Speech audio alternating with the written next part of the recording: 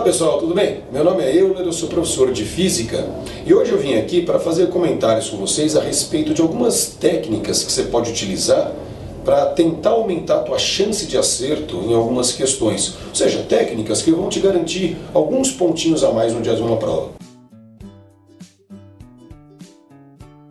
Bom, a dica número 1 é a seguinte, e talvez a mais conhecida delas. Quando você vai fazer uma prova, a primeira coisa, antes de sair resolvendo as questões, o ideal é que você classifique essas questões quanto ao grau de dificuldade delas, o nível de dificuldade delas. A questão é fácil, é média ou é difícil? O que é questão fácil? É aquela que você olha, você sabe que é um assunto conhecido seu e é uma questão que você vê que não vai ter cálculos muito grandes para você fazer, você não tem um texto muito longo para ler, a interpretação é imediata. Então essas são as questões fáceis. Questões médias. Mas são aquelas questões que você olha para o assunto e fala, esse assunto eu conheço, mas vai dar algum trabalho resolver essa questão. E as questões difíceis são aquelas questões cujos assuntos são assuntos que você não domina, você não conhece, ou questões que o trabalho seja muito grande, excessivo mesmo, para serem resolvidas. Então, feita essa classificação de todas as questões, e tem que ser uma coisa muito rápida na prova, não dá para perder muito tempo com isso, classificou em fácil, médio ou difícil, agora você vai para a resolução das questões. E naturalmente, comece sempre pelas questões fáceis, velho. Porque a questão fácil ou a questão difícil, elas têm o mesmo valor dentro da prova. Então, começar pela questão fácil significa garantir alguns pontos com questões que você vai gastar menos tempo. Agora, se você começa com as questões difíceis e perde um tempão com elas, às vezes lá no final da prova vai faltar tempo para resolver aquilo que era fácil, aquilo que você garantiria pontos. Então, deixe as questões difíceis para o final. Se não der tempo de fazer, você vai estar errando, ou vai chutar aquelas questões, talvez tenha uma pequena chance de acertar, mas você vai estar errando aquilo que a maioria dos candidatos também vai errar, porque a questão era difícil. Tá beleza? Vamos lá, a dica número 2. Eu acho sempre importante que um aluno trace uma estratégia para resolver uma prova. E traçar essa estratégia é algo muito pessoal. O que vale para um aluno, muitas vezes não vale para o outro. Os alunos são diferentes, têm estilos próprios. Então você precisa se conhecer para poder traçar a sua estratégia. Nesse sentido, é muito importante que ao longo do tempo ali você faça simulados, né? Fazer vários simulados ajuda você a se conhecer. Você fala, está faltando tempo para eu resolver as questões. Eu tenho mais dificuldade em tal assunto. Então você fazer vários simulados te leva a ter um conhecimento do seu estilo próprio de resolução de questões. E aí você pode fazer uma estratégia, traçar uma estratégia melhor para as provas, né? Então aproveita aí o Questões de Vestibular, um monte de simulados que você pode fazer, simulados personalizados para você treinar. Bom, sobre a estratégia. Tem aluno que fala assim, olha, eu sou muito bom em matemática, mas eu tenho dificuldade em biologia. Devo começar a prova por matemática ou devo começar por biologia? Aquilo que eu estava falando, depende muito de cada aluno. Tem aluno que ele gosta de começar pela matéria que sabe melhor, porque aí ele começa já fazendo as questões, começa acertando, ganha confiança. E o fato dele ganhar confiança ajuda depois até nas matérias que ele tem mais dificuldade. Tem aluno já que é o contrário, ele prefere começar pela matéria que ele acha mais difícil. Enquanto ele ainda está descansado, ele fala, bom, ainda estou descansado, mesmo a matéria sendo difícil, minha cabeça está funcionando melhor, talvez eu consiga garantir uns pontos aqui.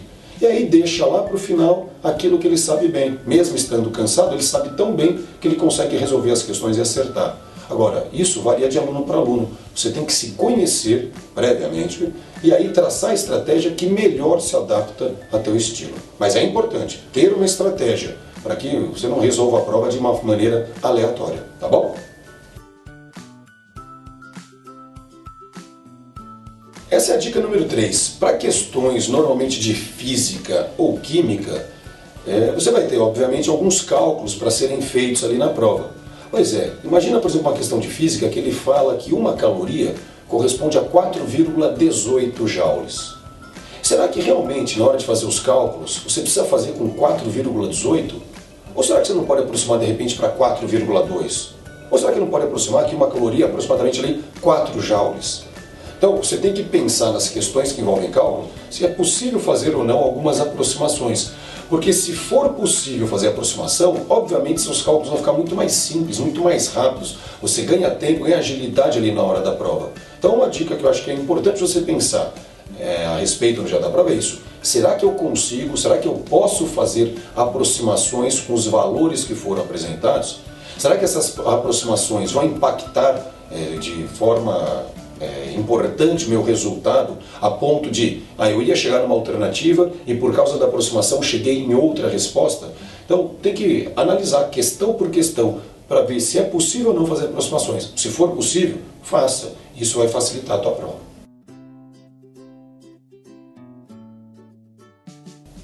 Dica número 4.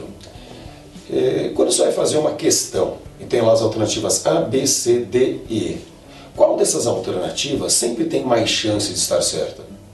Bom, alternativa nenhuma. Todas elas têm exatamente a mesma chance, que é 20%. Então eu acho esquisito quando um aluno fala assim, olha, eu não sabia qual era a alternativa, e eu quando não sei, eu sempre chuto a mesma letra, eu sempre chuto a alternativa C.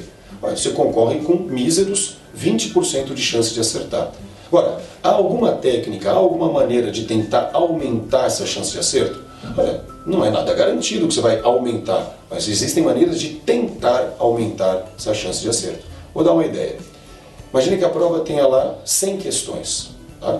Dessas 100 questões, é um número razoável, aproximadamente 20 questões vão ter resposta A, 20 vão ter resposta B, 20C, 20D e 20E.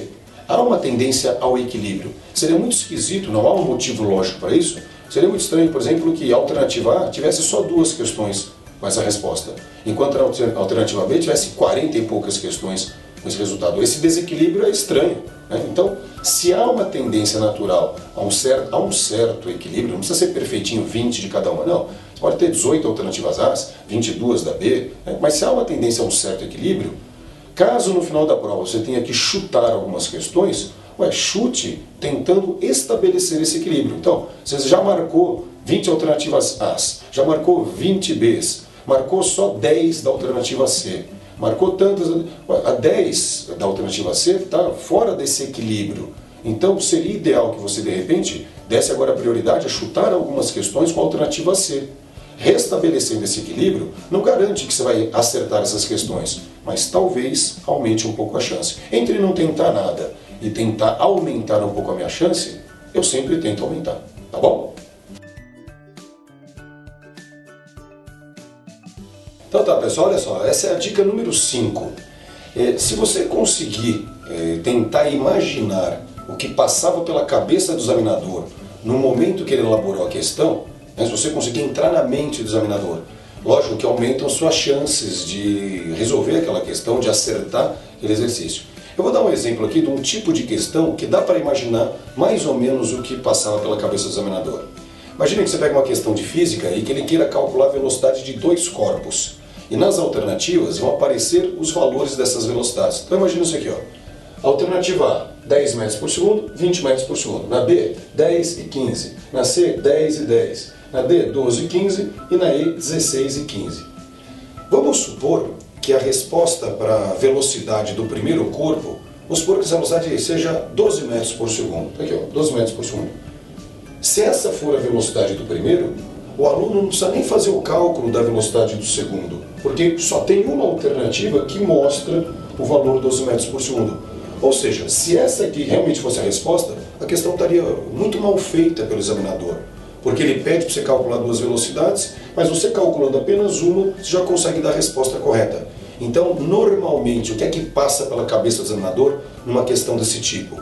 Eu vou fazer aquilo que é correto aparecer várias vezes nas alternativas. Aí, mesmo que o aluno saiba calcular uma das velocidades, ele vai ser obrigado a calcular outra também, para poder chegar na alternativa correta. Então, entre 10, que aparece 3 vezes aqui, e entre 12 e 16, que aparece uma única vez, não quer dizer que seja isso ou que vá acontecer sempre assim, mas muito provavelmente o correto seja a velocidade de 10 metros por segundo. Ela que aparece mais vezes tem normalmente mais chances de ser aquilo que é correto. Aí quando você vai olhar para a velocidade do outro, tá aqui, ó, 20, 15, 10, 15, 15. Se a resposta do outro fosse 20 ou fosse 10, o aluno não precisaria ter calculado a velocidade anterior. Então, muito provavelmente o correto seja aqui, ó, aquilo que aparece mais, 15 metros por segundo. Ué, se for isso mesmo, correto o que é 10, correto o que é 15, a alternativa certa seria a alternativa B. Então isso funciona sempre? É evidente que não. Senão, em muitas questões, você não precisava nem ler o enunciado, não precisava saber nada do que acontece ali. Bastaria olhar direto as alternativas. Mas no caso de você ter que chutar uma alternativa, se você não sabe responder, essa técnica de marcar aquilo que normalmente aparece mais é uma técnica que aumenta um pouco a tua chance de acerto. Tá beleza? Dica número 6. Existem algumas palavras que, se colocadas numa alternativa, tendem, não quer dizer que vai sempre acontecer assim, mas tendem a tornar essa alternativa incorreta. Quando o examinador fala, ó, todos não sei o quê, quando ele fala nenhum, alguma coisa. Quando ele fala, por exemplo, sempre ou nunca. Essas são palavras que generalizam demais o comentário que é feito na alternativa. E quando você tem que atender a todas as situações, nenhuma situação, sempre acontece aquilo, a tendência, naturalmente, é que aquela afirmação seja uma afirmação incorreta. Agora, ao contrário, tem palavras que tendem a fazer aquilo que está escrito estar correto. São palavras como, por exemplo, às vezes, nem sempre, pode ser, é possível. Essas são palavras que, quando colocadas numa alternativa, fazem com que aquela alternativa tenha uma chance maior de estar certa. Então, buscar esse tipo de palavra nas alternativas para identificá-las com uma maior ou menor chance de estarem erradas ou corretas, isso pode ajudar também na resolução de uma outra questão, tá bom? Aquele abraço aí para vocês, tá?